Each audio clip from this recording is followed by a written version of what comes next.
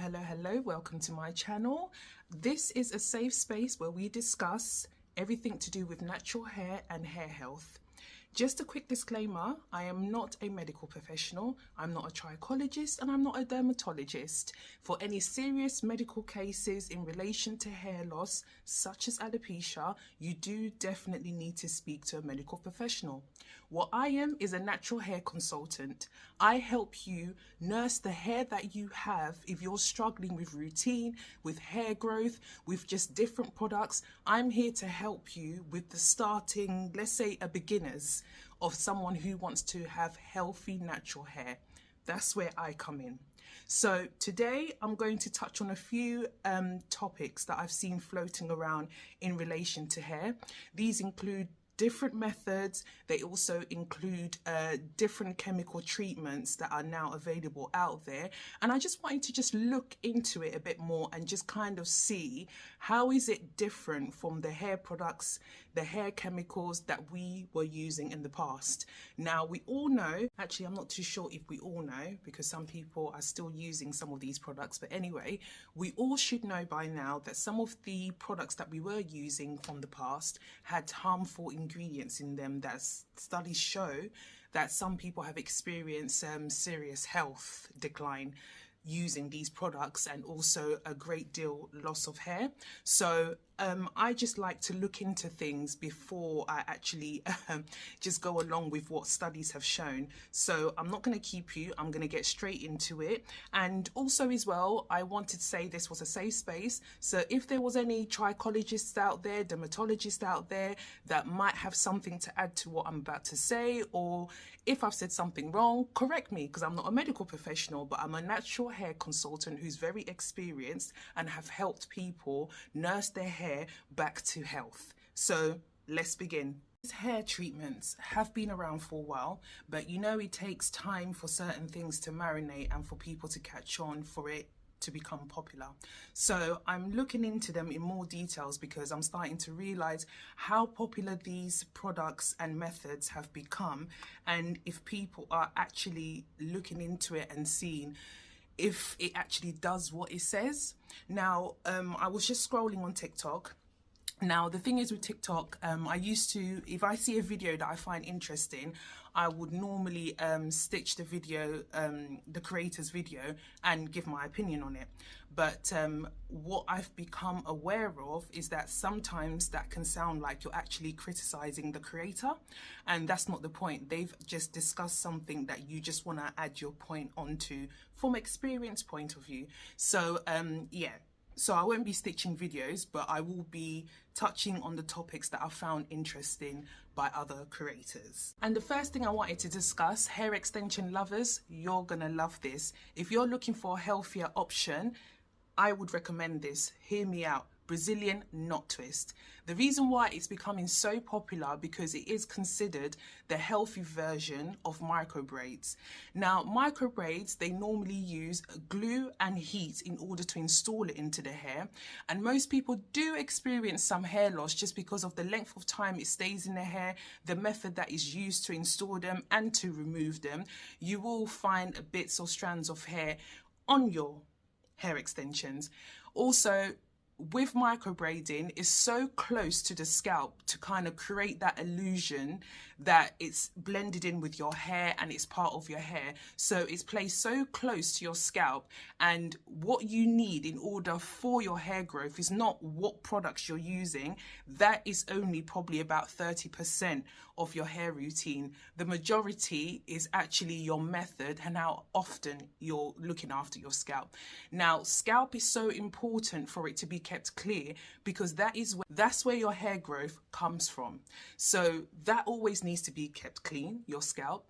It needs to be moisturized, whether you use oil or whatever your favorite moisturizer is for your scalp. You do not put conditioners on your scalp because it blocks the pores. So scalp and things like that, I will discuss that in another separate issue, but for now we're going to stick to Brazilian knot twist and how is it better. So Brazilian knot twist is a popular method that most people are opting for instead of getting the micro braids. This is a hair extension using Brazilian wool, which is soft, elastic, that is gentle on the hair. If you're allergic to elastic, you can opt for a cotton thread. The reason why people go for this method is because it creates volume on your hair. So for those people that may have hair on the thinner side, you have healthy hair, but it's more on the thinner side, this is a great method for you to have volume.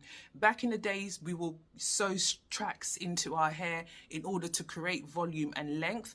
But now with this, what's good about it is that you can actually switch up your hairstyle. So you can have an updo, you can have it down to pigtails. So it's all the way it's set up is that it blends into your hair where they can't see where it's been put in. The method is using a few strands of the hair tied to the hair extension using a string close to the scalp.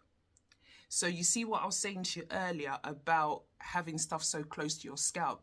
It has to be kept clean, and having glue so close to your scalp, what do you think it's going to do? Block the pores, and which is gonna stop healthy hair growth. I continue. It doesn't require heat or glue.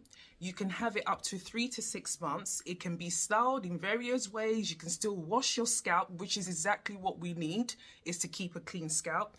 Your hair, it's for all hair types. So that means even people with 4C hair, I would recommend using. So the method is actually getting a few strands of your hair and then using the Brazilian wool knot, where they're going to attach, so let's say this is the extension and this is your hair. So they attach it to your hair and then they use the string and kind of wrap that round and then just seal it through.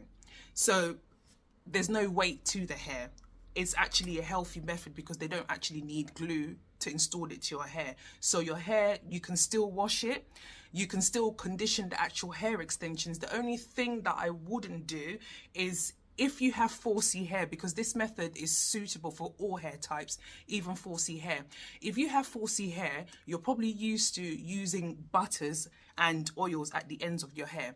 So unless you have an extension that you're going to use that kind of matches 4C hair, or if it's a human hair, then yes, you can use a touch of butter. Exactly what you use for your own hair is what you will use on the hair extensions, because it blends into your hair. So you don't want your hair to be dry, frizzy and sticking up, and you can see when the extension is actually an extension. So that ruins the whole situation there.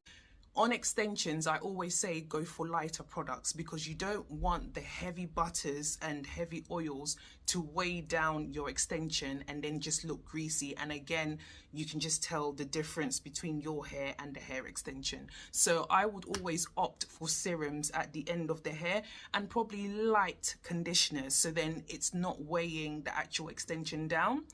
The takedown method is very easy, but you have to pay close attention because the extension is attached so close to the hair near the scalp. So if you don't pay close attention, it's a bit like how we used to take out weave. You had to use like a blade or scissors and cut the string off, but you have to make sure it's the actual string and not someone's hair. So this is why I'm saying the takedown method is a healthy option, but if you're not paying close attention, then possibly you could cut your hair, and that is just defeats the whole idea of why you have it. It's meant to be lightweight, it's meant to not disturb your hair growth, it's not meant to disturb anything, and you're meant to experience next to no shedding other than the normal amount of shedding that we're supposed to experience every month if you're not brushing your hair. So in my opinion, medical professionals, correct me in the comments if I'm wrong. In my opinion, if you're someone who's heavily addicted to micro braids, I would say, in my opinion, that is the healthiest option, in my opinion, because if you think about it, with micro braids, they're using glue and they're also using heat. With Brazilian knot twist, there's no heat applied, no glue applied. All you have to do is pay close attention to the takedown session. When your hair's been taken down, that the string is actually pulled apart away from the hair, and the string is what you're actually going to cut, and then it just unravels as what other strings do. Now, I have to warn you, Brazilian knot twist is slightly more expensive than a micro braid. Micro braid is a quick method, stick the glue on, get heat on, get it to stick together, moving on. Whereas the Brazilian knot twist, think of it as a method of when you're getting your braids done, single hair extension braids done. You have to part the hair, stick the actual extension onto the hair, and then start plaiting. That takes time. The only difference is with a Brazilian knot twist is that you have to pick a strand of the hair as you would with normal braids, and then use the string to wrap it round and tie them. So you have to do that on individual strands of hair. So that is similar to actual hair extensions, whereas with a micro braid, you're picking up the strand of hair, sticking the glue, and that's it, we're moving on. So the costs are slightly more, but you get a healthy option, so you still have your hair growth and you still have access to your scalp and you can still wash your hair. Not to say that you can't do that with the micro braids, but the Brazilian knot twist allows you a bit more freedom to use exactly the same products that you would do on your hair on the actual hair itself. So that is your healthy option right there. So I'm not against the Brazilian knot twist. I think it's a brilliant idea. It's close to the scalp, but if you pay attention, you can experience some really good hair growth using that and still have your confidence. If you're someone that wants to come into the natural hair, wants their hair to be natural, but you're not quite comfortable walking out with your natural hair for whatever reason. It might just be the length is not where you want it to be, the level of thickness is not where you want it to be. At least you've got that where you're getting the best of both worlds. You can still appear how you're comfortable appearing, but also have that hair growth that you want as well. Best of both worlds. I'd always go for that rather than opting for a wig or a weave, because we all know, if you don't know, then we all know that does not help your hair growth. It does for a certain level of time. Any hairstyle you can experience hair growth because you're putting your hair away and you're not brushing your hair. However, too much of something ain't good. Moving on to the next topic, and I really need to discuss this because I can't understand. I don't know how we're still talking about this in 2026, and that is the Jheri Curl and Gina Curl. This is something from the 70s, and we have full knowledge of it, and we've seen the outcomes of having these Jheri Curls and Gina Curls, but we're still doing it. So I just wondered why, when there's other healthy options, unless you're someone who's not really concerned about healthy hair or anything like that, then yeah, each to your own. Like, I'm just having a discussion and just looking into different hair methods and different hair products and seeing how we're still going back and revisiting the same old stuff. I mean, hair grease, I can understand. We grew up on hair grease. I could never say anything bad about Dax. Everyone swears by Blue Magic, and I did use Blue Magic, but it just didn't work for me when I was younger. Dax, I'm not going to say nothing about it. The only thing that I would say, just to briefly touch on it, if you are using hair grease, could you please not use it on your scalp? Please. If it's already working for you, fine. You know, if something's working, carry on. Your health is fine, carry on. But I just didn't use it on my scalp. I used to use it when I was younger, and then as I got older, I started to realize that my scalp was always irritated, it was always itchy.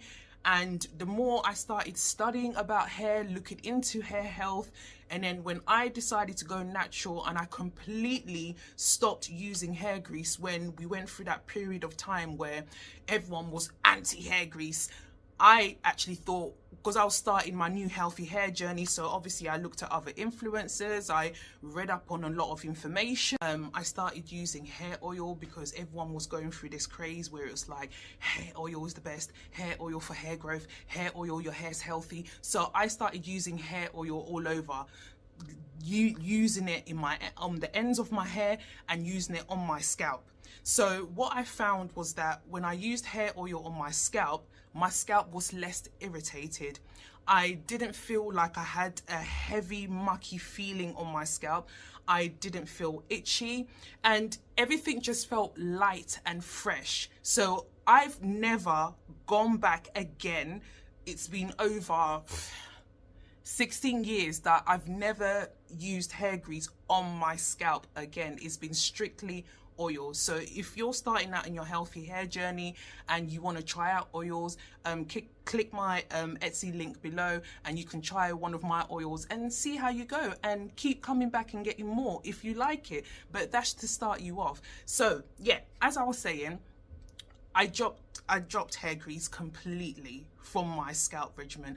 I was actually using hair oil as well from my scalp all the way to the ends of my hair. So at the time I was using Tresemme conditioning hair shampoo.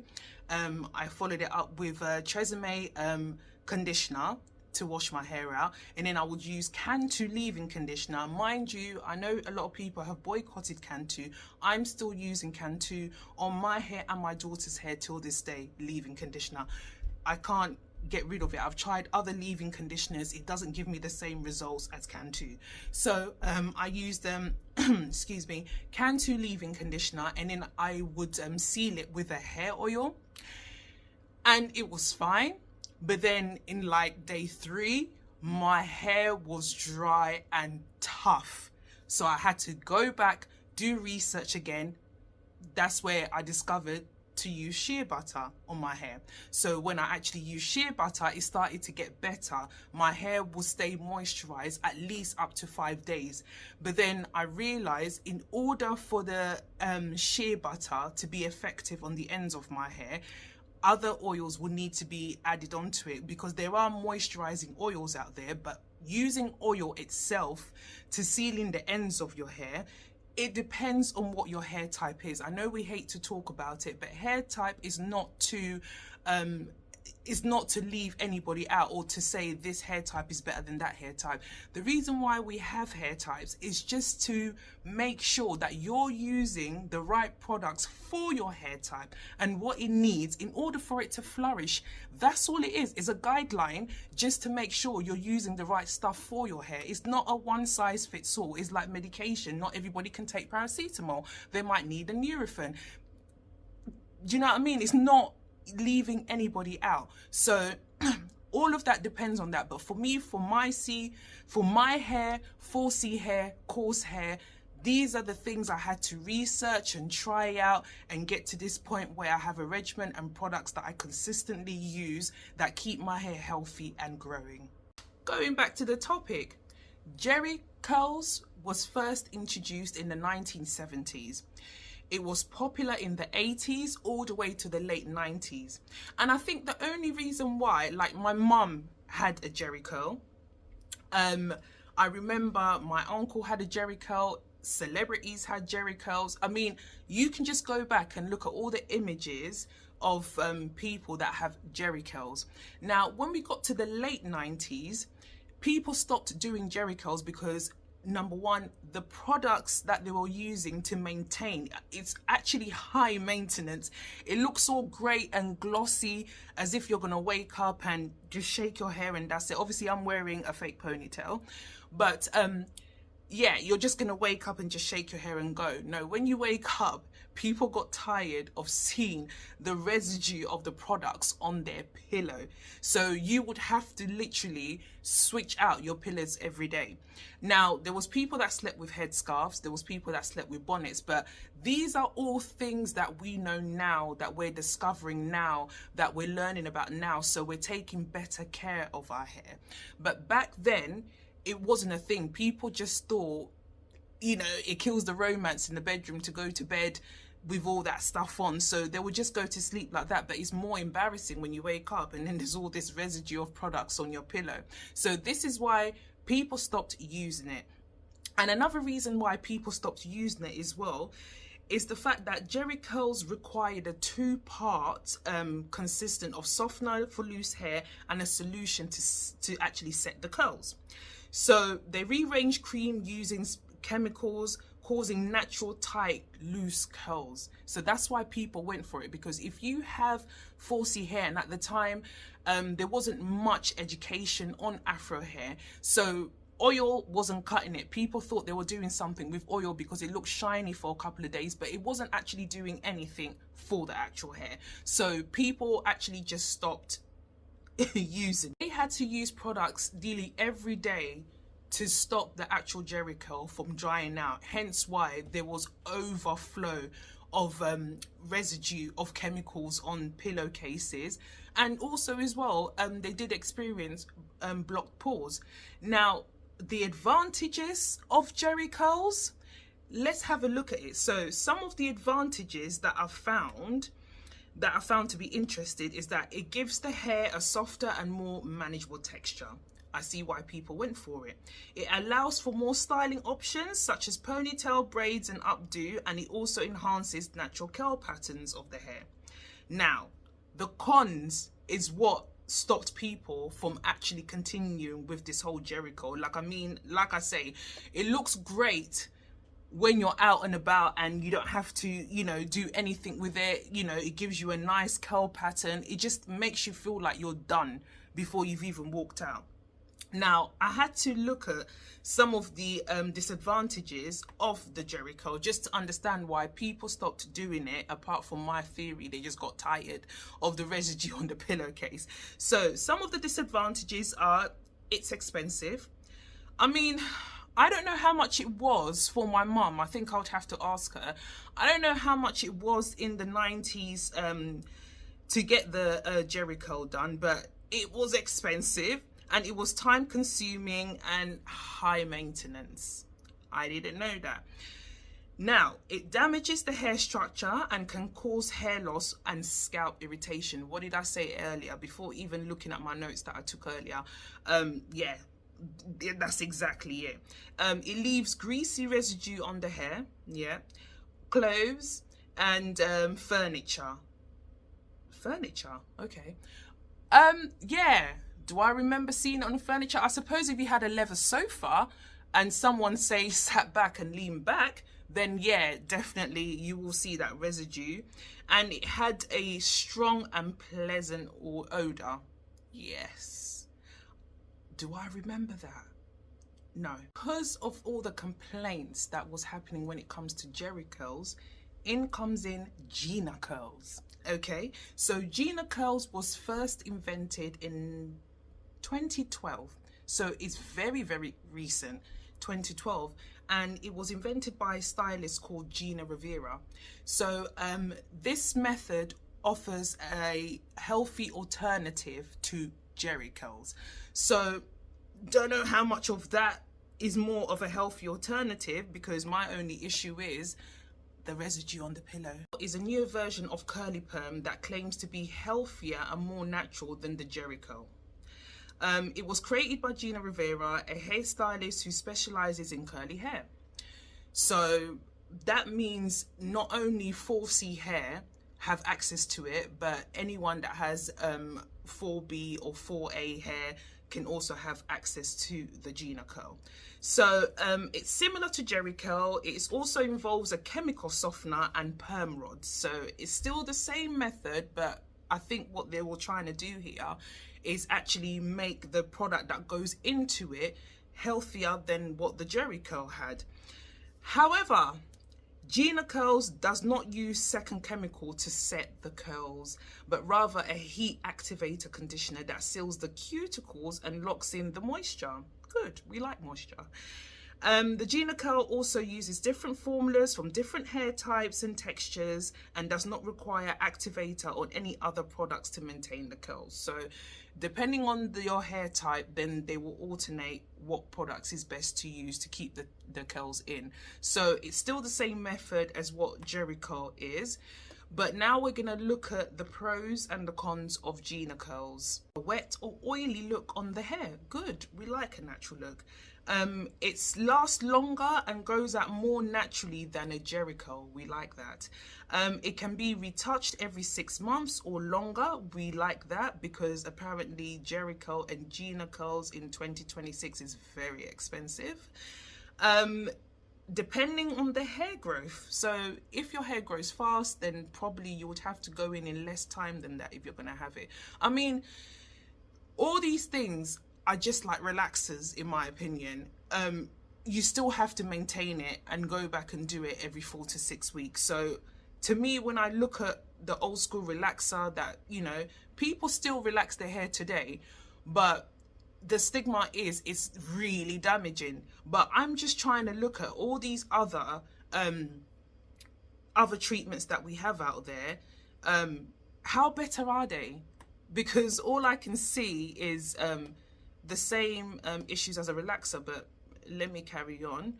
Like I've said before, it's very expensive, depending on the length and thickness of your hair. So it's exactly what salons do even till this day. I mean, I started doing my own hair when I was 11, and it was because I think I got traumatized and I started to have anxiety every time. Like, my mum could do hair, but she didn't have time to do our hair. So she would always hire a mobile stylist that, you know, will come to our house and do our hair.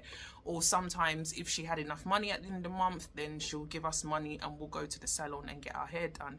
But one thing that made me start doing my own hair is that I was traumatized, and I get anxiety walking into a salon and showing them my hair, because as a child, all I used to hear is, your hair is so thick. Oh my God. And all right, you said it once, but it was a thing. It was continuous. It was continuous. Like, every time they will part a hair to play, wow, your hair is so thick.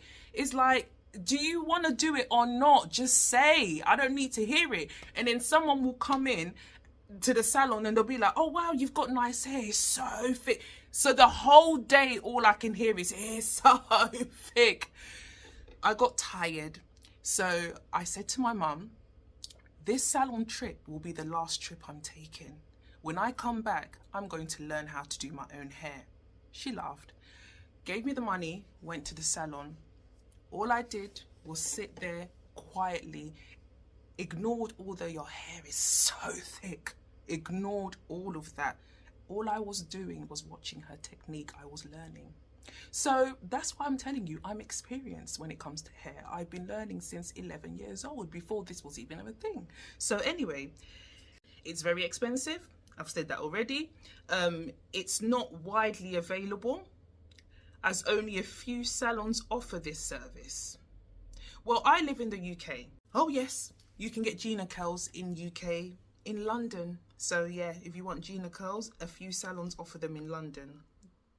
Okay, perhaps just stay natural then. But anyway, as I was saying, it does not allow for you to straighten the hair. So heat, I think, will burn out your actual hair. So if it damages your curl pattern, it's going to be difficult for you to get those curl patterns back. You would actually have to start again and cut your hair to level 1 and allow that to grow out. So yeah, it damages the curl patterns and it doesn't work for everyone. So I would say, probably because of my really coarse hair, like, I used to relax my hair every 2 weeks. My hair will grow back. I thought it was growing back, but what it was is that my hair was too tough for the relaxer. My mum was using adult relaxers on my hair from when I was 8 years old. The Just For Me, those relaxers didn't work on my hair. Literally, the next time I wash my hair's reverted back. So my hair is just not made for relaxers. So I went natural out of convenience, and just relaxers weren't working for me. If I wanted my hair to look slick on the day of the event, I would have to relax my hair that morning, and then I can wear it for the next 3 days, because I know by the next wash day my hair is going to revert back. So when this says it may not work for everyone, as people may experience allergic reaction, scalp burns, or hair breakage. So yeah, you know, you have to take it as this: any chemical that you use on your hair that is not your natural reaction to your hair, there's gonna be some side effects to it. So this is the reason why I'm just looking into it, because every time something new comes out, there's always this hype about, oh, it's better than this, it's better than that, it's the healthier version. But when you look into it, is it really? And I see a young lady that is showing her hair damaged, and if I can correctly remember, it was after she's had 3 treatments of this chemical that her hair was damaged. The ends of her hair was damaged. Like, you can literally see the regrowth come through and it looks natural like mine, but then the ends you can see the perm, a bit like if you're starting out on your natural hair journey from relaxing your hair, now you're going natural, you can kind of see the growth, and then you're waiting for it to get to a certain length before you cut off the relaxer. I even had to do that.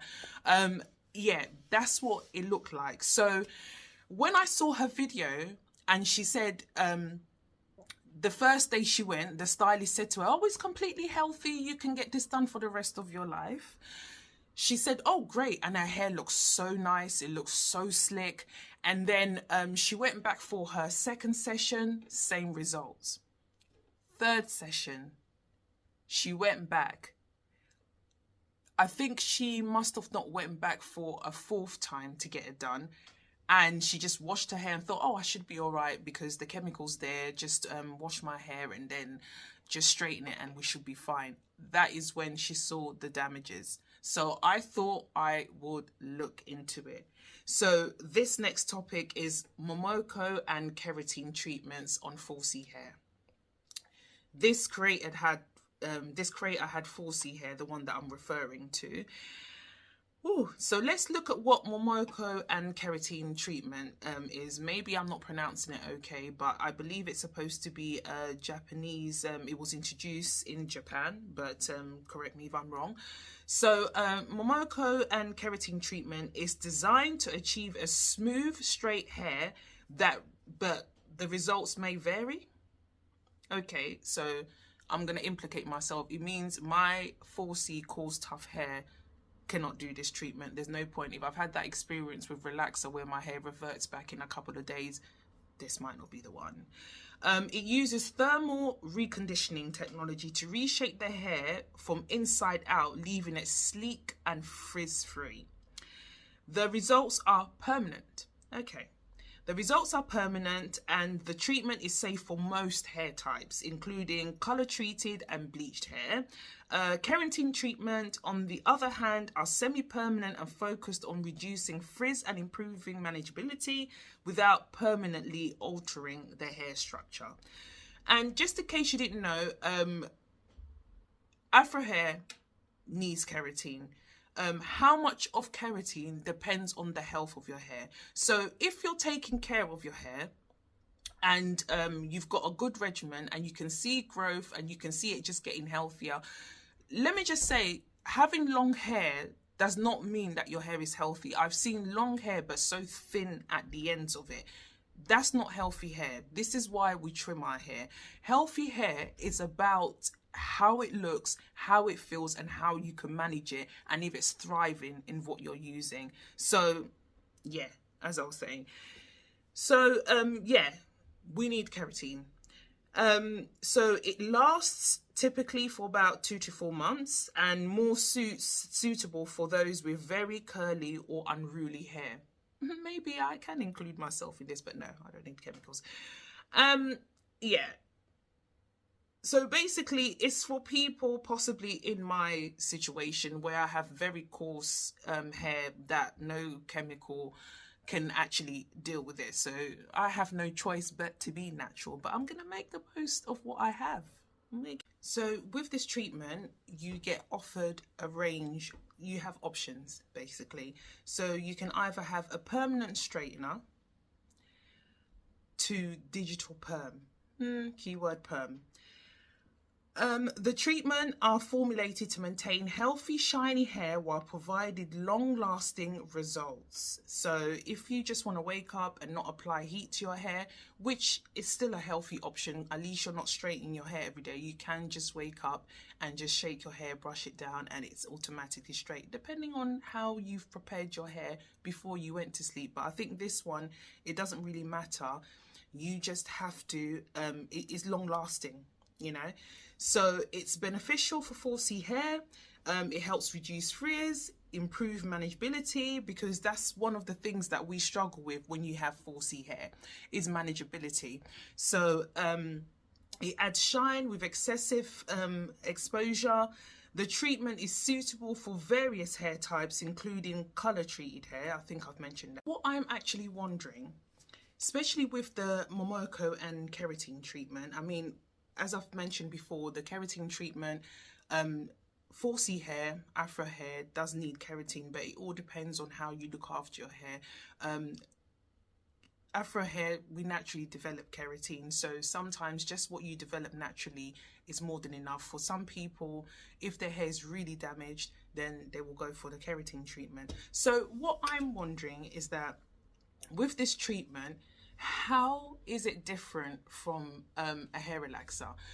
Because the hair relaxers had damaging ingredients in there which related to people's health. So with this one, like I say, some of these stuff that I'm discussing has been out there, but I'm discussing it a bit further and looking into it because it's become very popular, and I just want to know why. That's why I'm sharing with you, so you can make the right options for whatever that you need to be done on your hair that you're comfortable with. So in my overall opinion, we don't know yet what damages some of these products actually have in them, because they haven't been discovered. Just like with relaxers, people have been relaxing their hair, doing Jheri Curls since the 80s, and it's only now, I believe, since the early 2000s, I'll say from like 2005, that researchers started to looking into hair relaxers and actually thought, we've had quite a lot of complaints about people experiencing bald patches, especially with the packs of hair relaxers that we were able to use at home, you know, the treatments that we will be able to use at home. Now, do I think the cause of people's hair loss and damages is down to like relaxers and these type of different treatments? Yes, in some cases, because you don't know what you're allergic to until you find out you're allergic to it. So these chemicals would have caused allergic reactions. So that's number one.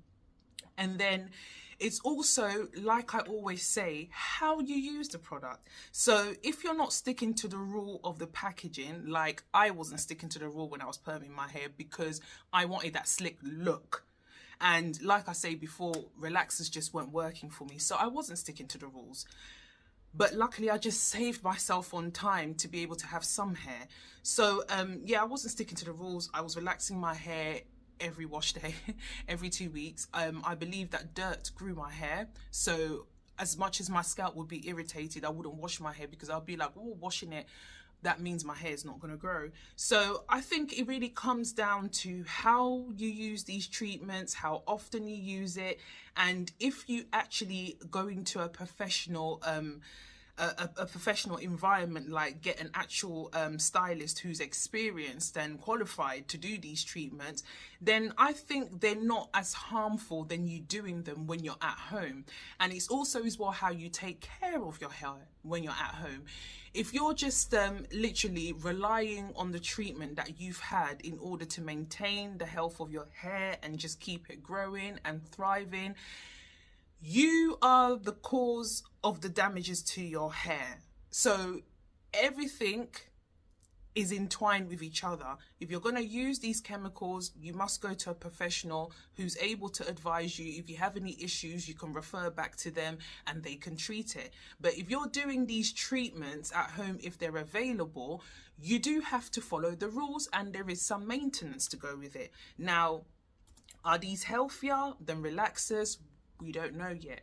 I haven't seen any bad reviews apart from that girl from the TikTok, but we don't know what she was doing in between that time when she was getting her hair done. So all of this, like I say, I can't speak too much on Momoko and Keratin, but I wanted to look into it. But to me, in my opinion, it sounds like a perm. A perm is a perm. It's still a chemical. We don't know how damaging this is. So if you're going to get it done, bear that in mind, that you need to have the money for the maintenance of it. You need to maintain it at home, and also when you visit the salon. Whereas a relaxer is widely known, a lot more people do not relax their hair, and people have been opting to be more natural than ever before. So yeah, that's my conclusion. Is it better? We don't know yet. If you enjoy these type of videos, please click and follow for more, and also share the videos. And if there's any trichologist or dermatologist that want to jump on and be in the chat, please, let's collaborate. Let's, you know, talk as a community.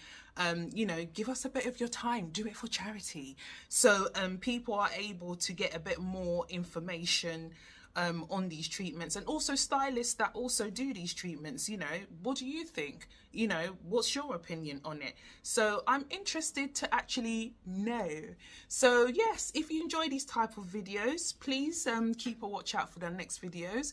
I'm going to be doing a lot more examples, and we're going to be talking more about the latest hair trends, and, you know, compare them to the past hair trends, and see if they have improved, or is this just another marketing strategy? Yes, have a good day. See you soon.